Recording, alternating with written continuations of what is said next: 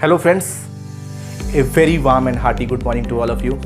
So today this session is totally focused for those persons who are thinking that we have been trying for long, we have been trying from last 4 years, we have been trying from last 3 years, but up till yet we are not able to succeed in competitive exams.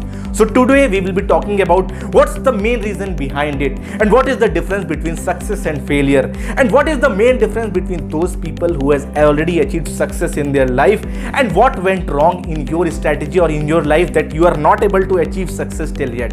See, the main motto of life is the success comes not from knowledge, it comes from a strong willpower.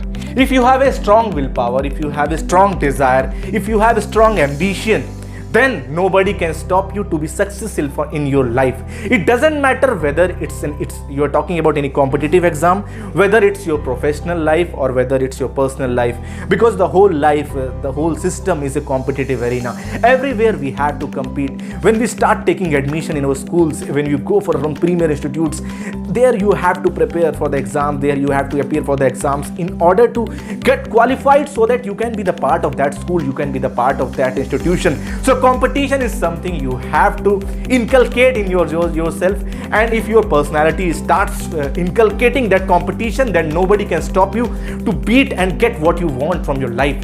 See, we all have seen dreams in our life and we all want to convert them into reality. But today we will be talking about what we will be doing and how we will proceed towards our goal so that we can convert our dream into reality. So be with us, and I promise and I assure you that all the persons who have seen big dreams in their life, if you will be with us for the incoming sessions, we will help you to convert your dreams into reality. So till then, namaskar, dhanyavad.